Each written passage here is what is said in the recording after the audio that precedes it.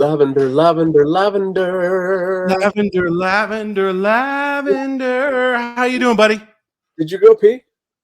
I didn't. No. You didn't pee. Are you going to make it through the Nope. whole thing, or are you going to get I anxious can at the make end it. of I it? can make it through the whole thing. I love the hair, man. The hair is a new. Is this what you're doing for your new residency at the Venetian at 1923 Live? No. This is just. I spent some time in the chair the other day with my stylist, and this is the look we came up with. This is the new Kevin For the This is the new show, thing. or this is your new all the time? No, this is my everyday look. This is my new look. And sure how to dude, it's not a respond to wig. It's real. I've worked on this for quite some time. Hey, what happened? Did you get the new AOL CD-ROM? Are you on the dial-up again? You look a little pixelated today. What's going on? Well, I called Cox, okay, which is a great name for me, and I said, "Is this Cox cable?" And they said, "Yeah." I said, "How do I'm paying like $400 a month. How can I save some money?" And they said, "Okay, we can reduce you to the dial-up." So I did go dial-up. Now you look great, and I see myself moving, but you're saying that what you're seeing is not what I'm seeing, and that's I don't think we're seeing the same thing. But you know what's amazing is, did you pay your Cricket bill? Excuse me?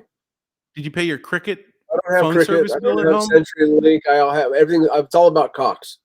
To me, Cox is the way to go. It's all about Cox, and and they screw you around. I've seen those internet videos of you. Yeah, it's strange. How you doing? Are you good? You got a show coming up, right? Good. No, do you have a show coming up? No, you have a show on. I do on Saturday. I'm playing at the M Casino and Resort with 80s pop star Tiffany. She asked me to play keyboards in her band, so I'm playing with Taylor Dane and Tiffany. It's going to be fun. You're actually performing with Taylor Dane, or you're on the same bill? Tiffany is I believe the opener, so we're playing for about 45 50 minutes in front, and then hold on. You went out. But you're not actually on stage with Taylor Dane, though. You're in the not this time. No, because your resume from this point forward will say played for Taylor Dane. I'm sure. Oh my gosh, is that what's up? Is that what I do? I once shook the hand of Robin Zander, and I put we opened for Cheap Trick.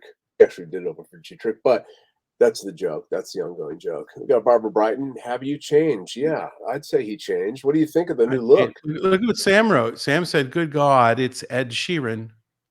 He's got a point. He's got a definite point. So I'd like to say that this episode is brought to you by the Docksiders, Reckless in Vegas, and Generosity. This is a tea company that. No. Hold on. This episode is not brought to you by Generosity. I have not gotten any product yet. I don't endorse them because you got all the freebies. I'm not endorsing. Hey, look. Listen. I was supposed to get some tea. Do you trust me? I was supposed to get some tea. The tea. Do you trust me? Do I trust you? That's a loaded question. Not a loaded question. You can be totally trust me. Patrick Frazi. It's a loaded question. Of course I trust you. Look at this guy. Look at this guy says I look like Ed Sheeran or Captain Kangaroo. Oh, Stefano, that's really generous of you. You trust me, right? It's not a loaded question. You can say no, I don't, or you do. Okay. So trust me that you will get your case of this tea. And this is a great company because you tell people why this is a great company. It's a great company because I didn't get any tea and I can't endorse it. And I can't tell you why it's a great company because I haven't been able to try this tea. He's been promising me for weeks that I was going to try the tea. Anyways, it's a great company because 10 cents of every bottle sold goes to charity. Is it any charity or is it just a specific charity? No, this one is for breast cancer. That's the raspberry. This is the sweet, which this goes to Operation Homefront, I think, or is this one? Oh, this is the Humane Society, and they've got other flavors. Different bottles go to different charities. Correct. Yeah, and it's incredible because 10 cents for every bottle. That's up, man. Don't want to. It does. 10 bottles are $2.50. That's enough time on this amazing company called Generosity. Look for it in stores in Las Vegas. It's also in California. It's all over the country, actually, but they're making their big way. So moving on. Are you really going to wear the wig? This is what we're doing? What do you mean this is what we're doing? Hold on, let me put mine on. Why are you making me feel self-conscious about my freaking new look, man? Like this is, I think I look decent, right? But the bald is used, right? I'm Kevin Tudor. This is my hair. Wow. This is my new hair. Yeah. No, it actually looks really great, and I think that as a man of your stature, I think it's really bold to Thanks, do man. that. There's always the hat idea that works good too. Well, I really love it. I won't shops. Cool. Yeah. We have a really cool guest today. We just want to tease it a little bit. There you go. You're out. It's your Wi-Fi, not mine. Where'd you go? What do you mean? I'm here. I'm still here. You're frozen. Man, it's my dial-up again. Listen, I like your little Lenny. Holy shit! We gotta get Michael to pay his cable bill because his service is very frozen and choppy. That's because he's always. Can you hear me? Yeah, I can hear you just fine. He's always telling me how he saves money. That's how he's doing it, man. Well, he hasn't told you that he's still rocking the dial-up modem in the old school AOL days. It's crazy, I like isn't it. that he still has an AOL he uses. I can't believe this guy. I love it. Yeah. I heard he can't send emails to AOL either. Did you get a haircut? What happened to you? What's going on? No, this is my new look. You know, I sat in the stylist chair yesterday for about 7.5 hours. And I told this you it is was my new carrot look. top without. I said it's carrot top without the top. Come on, man. Carrot bottom. Because you guys didn't hear me when I first said that, right? Because it's either that or it's a fucking tough crowd here today, man. Jesus, it's a tough room. Don't let it fool you. It's a tough room. Yeah. I can't believe we've been sending you this link for 7 weeks and you finally joined us. This is great. Lenny. I've been on a couple times. Well, you haven't been on the actual broadcast yet, right? This is the first time. I don't think that's true. You know what I like about the sunglasses? I think you sent me the link a couple times, and once I went on. This is my second time on the link. Is this the second time? Yes, for sure. Well, thank you. The other time was on the phone. That's right. You know what I like about the sunglasses? Who's on? Just the three of us, or what? Yeah, Michael's computer doesn't work, so he's just kind of. Michael told me Ed Sullivan was going to be on today. Right here, right now, the Beatles. Do it. TV comedy star. That's right. My hair is not cooperating with me today. Oh my God, I came out of balls. That's what's so amazing about this right here. I want to know why. I want to know why your viewership's going down, not up. Well, it's something to do with my Wi-Fi, I think. Wow. I thought you were going to have a bunch of people on the show today, Michael. No, just you. We told you that to get you on. I see. We do. We have a great special guest. We have Mr. Chris Phillips, a.k.a. Zowie Bowie. He'll be on a little later. A little later? Isn't it almost over? Yeah, it's almost over. We're going to bring him on for 60 seconds at the very end. What time did you start it today? We started today we started it a little differently. We chose 5 o'clock Pacific time. Instead of what? 8 o'clock Eastern time. 5 o'clock Pacific time. Has it always been 5 o'clock? Holy fuck. Well, we changed it this week, but before that it's been 5 o'clock. Thanks, Michael. Well, Lenny, let me ask you a question. Michael, I have not changed my clocks for daylight saving time. Go ahead. What's next? Did you or did you not do copious amounts of LSD in your teenage and early 20s? I don't confirm it or deny it. That's an admission of guilt in my book. You think what you want. Listen, if I were you, I would use that as a justification, a rationale of how you're behaving. Really? Yeah. Oh my Kevin, gosh! please. Are you gonna like? I did a lot of Orange Sunshine, White Lightning, and Green Ocean when I was younger. Okay. Jesus. Wow. Oh, I left one out. I left one out. Purple Osley. Purple Osley. Okay, This has been an educational portion of our show for all you youngsters out there that want to explore LSD. For all the youngsters that want to go to live in Oregon, you can get mescaline over at the 7-Eleven store there. Thank That's you, great. Brian. Jesus. Thanks, Yeah. Brian. Lenny, we're going to bring in our friend Chris Phillips, Mr. Zowie Bowie, right now. I think it's time. What do you think, Michael? Ask Lenny, why don't you introduce him? What do you know You wanna about Chris introduce him? Phillips? He's your buddy. Go ahead, Dad. I want to introduce a rock star in Vegas. A rock star we're talking about. We're talking about a guy that started in Arizona, I think, got discovered, and now he's one big fucking shot in Las Vegas. Let me tell you. So come on, let me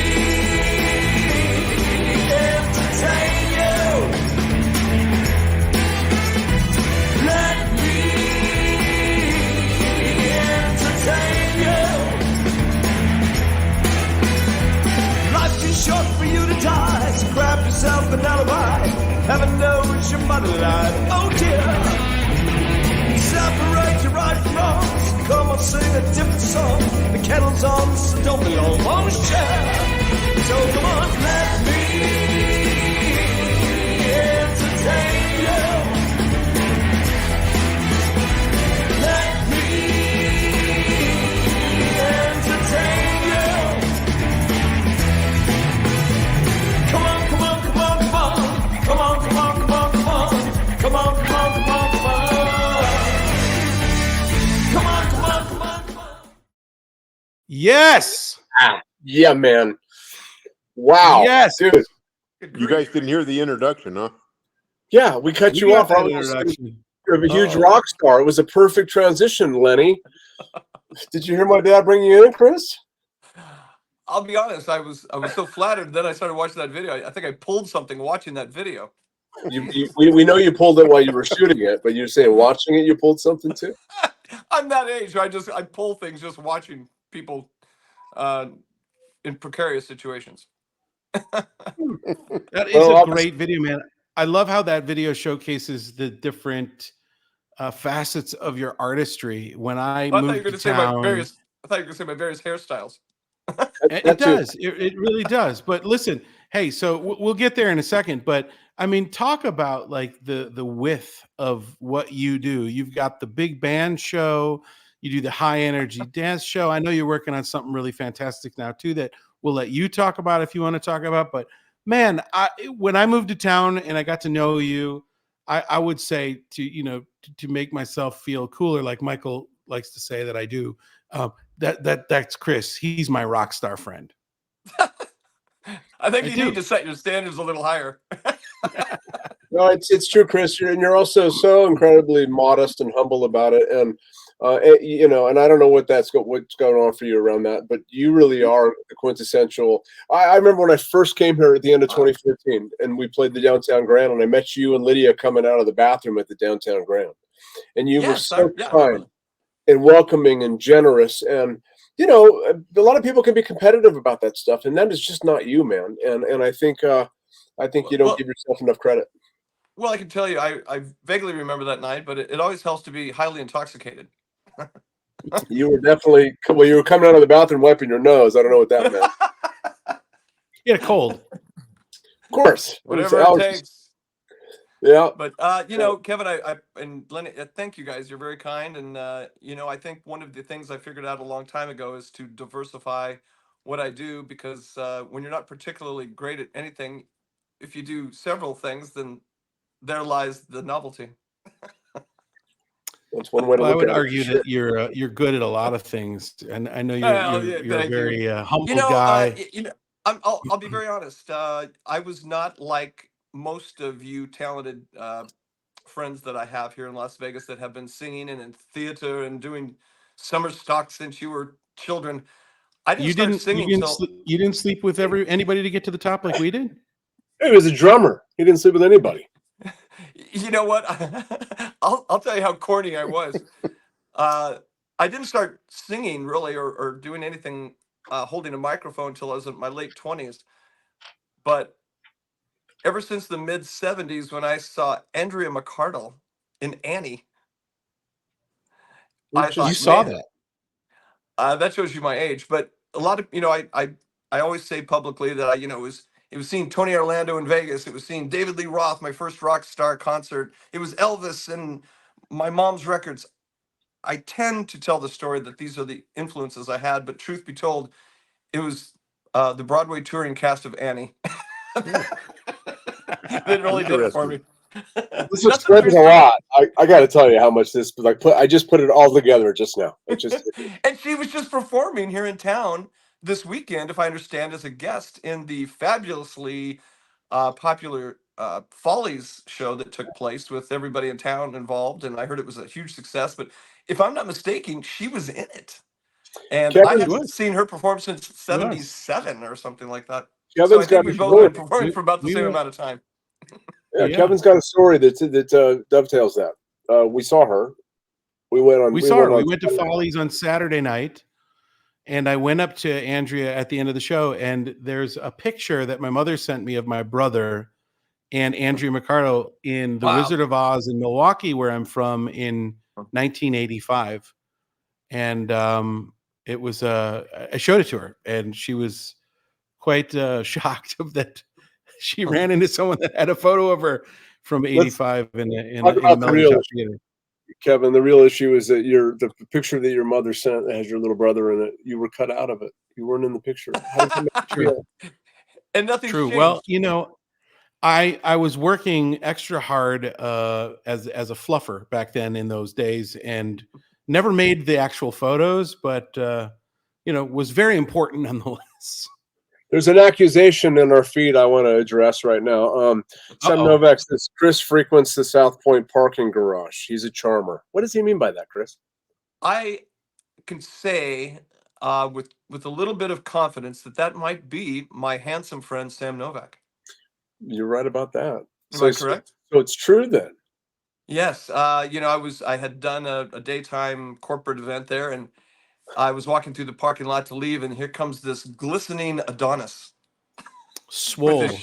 with his all his girth and prowess displayed coming through his shirt, and I learned at that point in my next life I want to be Sam Novak.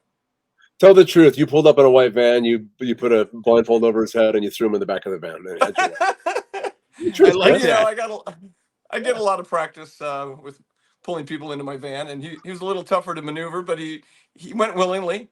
Of course he did. Yeah. I enticed him with some candy. Back to your Annie inspiration. So that's I find that amazing that the theater was one of your inspirations. I thought I would have said David Lee Roth or even David Bowie. You do an amazing. My first rock concert was Van Halen in 1980. I was a freshman in high school, and it changed my life. And I can sincerely say that night where I smelled weed for the first time, and I even snuck some of my father's vodka he had in our wet bar at our home, and I found an old Anison bottle. Remember Anison? Like Bear Anison? Sure. I had about this much vodka I stuck in my sock along with 2 cigarettes I put in my sock. But this was Phoenix, Arizona in September. So it was about 140 degrees, standing in line for 4 hours. By the time I got inside, my cigarettes had disintegrated. And so we 4 guys shared this much vodka, and it was a night that changed my life. And so because of Van Halen and David Lee Roth, I neglected to go to college and go to school and have a real career. And see, now I can't even pay my light bill. Lenny took me to Van Halen at the Aladdin in I think 1981, and we were going down Harmon.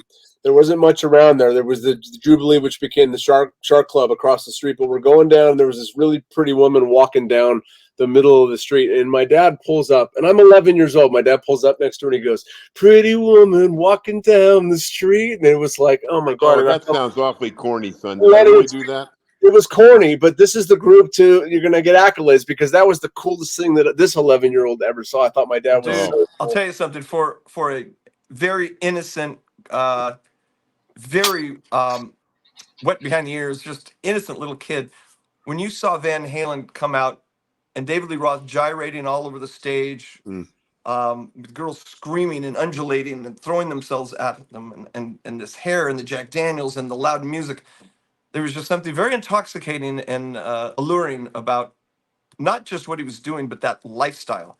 And that is very consistent with why I'm in Las Vegas, because I never really cared about being a singer or even really a performer. That came, like I was almost 30 years old before I held a mic.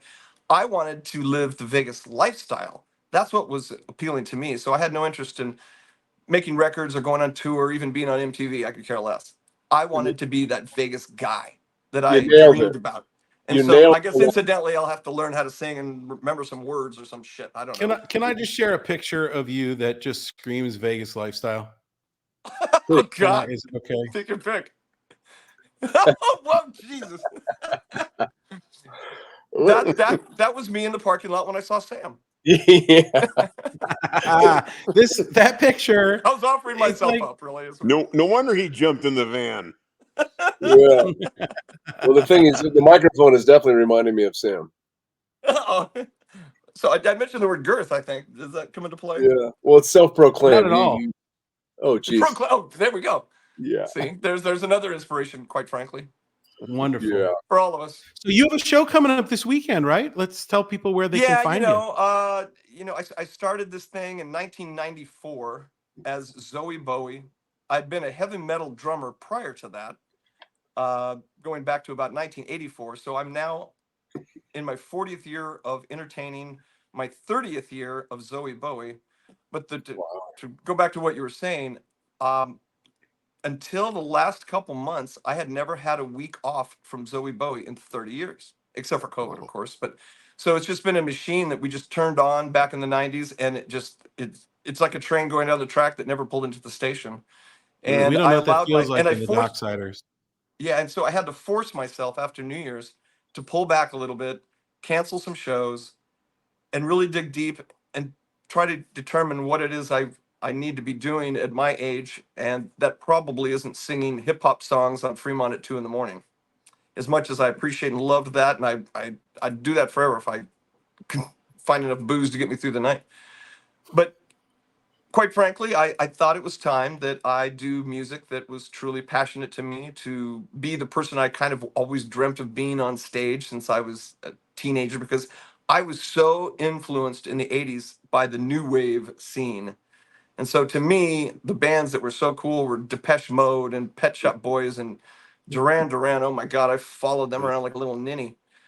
And They're still fucking good, by the way. I just thought they Yeah, they were are. so cool. They were, they got the chicks, but they were still cool. It was this kind of strange androgyny about some of these acts back then, where you could kind of be the saucier side of yourself, but still get the girls. And so now at my age, I'm thinking I'm going to slap on some eyeliner and sing to Depeche Mode and be this 80s new wave nightclub show thing that I've always kind of wanted to be. And so to do that, I had to pull back from what Zowie Bowie has always been, which is this high energy party band, which I love and still do, incidentally. But I wanted to take some time to develop this new show that has dancers, and it's much more of an atmosphere and an environment that is a band. Because I'm trying to create an environment where people can come and they can be flamboyant and free and throw all their insecurities out the window and just be who they wish in this environment, listening to this. Like I said, it's late 70s, early 80s new wave, but it's performed and executed in kind of like a modern day EDM, EDC fashion, with that kind of production and lasers and lights and whatnot. But I get to tart it up for a living for a little longer if I can, and have some fun doing some music that I actually, listen to when I take a shower, because that's my kind of music from my era. It sounds like you may have a little lavender in you, Chris. A Little Lavender's putting it mildly. So Any where is idea this when you're show? going to debut this new show? Yeah, it's going to be coming up soon, and it's all kind of gearing up just to be pretty forward. I'm gonna do it as much as I can between now and New Year's, but it's really New Year's Eve and into 2025 that it's going to be debuting, where, how, and on the terms that I think it needs to be for it to work correctly. And let's not kid ourselves. I am not 20 years old anymore, and so I kind of need to hopefully appeal to a demographic that's at least within the realm of my decade. You look like you're in your 20s, and we also get to have Chris hit notoriety with us on Saturday. So after your Friday, that's gonna be so fun. Why don't it's you been a guys long both time. talk about your shows? Chris, go first. Yours is before Michael's this weekend, right? Yeah, we're doing the good old original Zowie Bowie this Friday at the M Resort inside a really cool club called Amped, and of course I share the stage with the truly talented person associated with me, and that's Jamie Lynch. She's absolutely incredible. Amazing. And so we get to have some fun, have some drinks, get to know each other, and cause some problems. Hopefully, get in some trouble. That's what we do. Right on, Michael. What about your show Saturday night? Right. Very successfully. Yeah, I only bring it up because Chris and he joined Reckless in Vegas in like 2015, right when we first came back to Vegas, and it was a blast.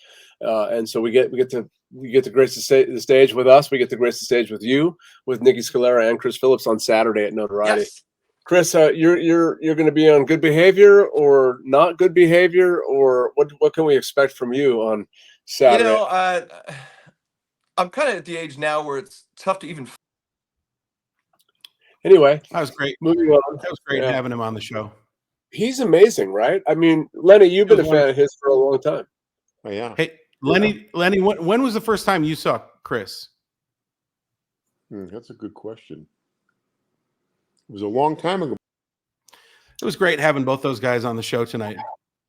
He's still talking. He doesn't realize we cut him off. Dad, we mean no disrespect. He's gonna. You know what? That's gonna fucking cost me. Oh my God! Listen, I love Chris. What I didn't see is you're texting me privately saying, "Pull my dad off the screen." Oh, sure I am. My hands are right here. Got that on the private chat right there, buddy. Like you, I have loved Chris since the moment that I met him, and I'm a little more, when I meet people, I show up all the way, but I also have a little bit of reserve because, especially over time, the true colors come out, and he has been consistently kind and generous and fun, and I will admit, I thought he had a bit of a front when I first met him. I wasn't sure because he has that energy, and man, just a good human being, and I'm all about good human beings. I had the same vibe with you, by the way. I remember you saying that you did have that same vibe, and the same thing I felt with Chris too. When I moved to town, I went out to try to see as much as I could see, and I'm figuring I'm moving my life to Las Vegas. I might as well meet some people and figure out where I might fit in this amazing community. And I'll never forget going to see Chris on Fremont Street, and he came up to me on a break and he's like, "I know who you are. I know you got a show that's coming to town." And he pulled me inside. We had a cocktail together, and he said, "Listen, if you need anything while you're here, just please don't hesitate to call me. If you need to know who's who in town, I've been here for a long time. I can definitely point you in the right direction."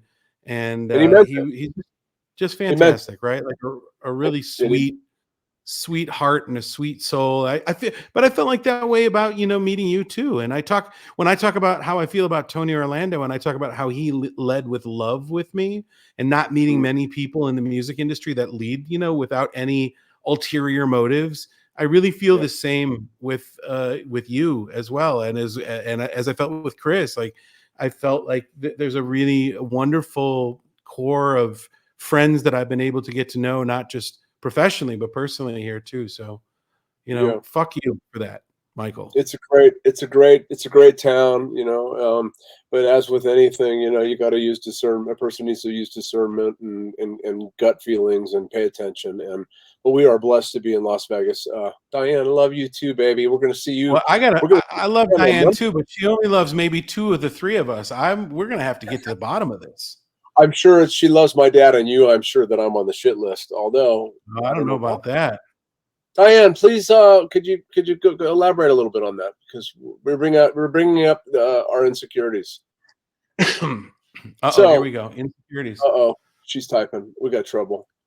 Yeah. So have a good show this week, man. You do too. That's going to be fun. You're doing what, 9-10 songs with Tiffany, something like that. Yeah, like it'll be you had fun. to learn all the. You've been working on all the material and playing piano, man. Keys, a lot of pads. I got two keyboards. I got a little piano and a little synthesizer, and I'll be playing some fun stuff. It's gonna be a fun night. It kind of came out of left field, so I was entertaining the idea. The offer wasn't good enough for me to sing with you this weekend. I was waiting for you to Yeah. What was that? You were the guest. Yeah, I had you queued up to go, and then you got this opportunity. And of course, I'm fully, not that you give a shit, but I 100% supported it. And Chris was somebody that I wanted to get back in the show anyway. So worked out perfect. You had an opportunity to match the offer. You just didn't even come to the table. That was what You I never found did tell me what it astonishing. was. I found it Let me think. astonishing. To play in the big tent at M with Tiffany. Oh, by the way, I saw the stage plot. The keyboards are actually behind a curtain. You're not even on stage. Have you seen the Docksiders? I usually stand in the back of the room. I'm not even on stage anymore. Center, man. You're center, and then you move over. You're very generous on stage. You move over for Clay. Of course, your wife, you don't have to move over. She pushes you over. Well, generosity, it follows me. I'm generous in a lot of aspects of my life. I'm a very generous lover. That generosity. That's right. I love that. Yeah, there you go. Yeah, it's really good. So yes.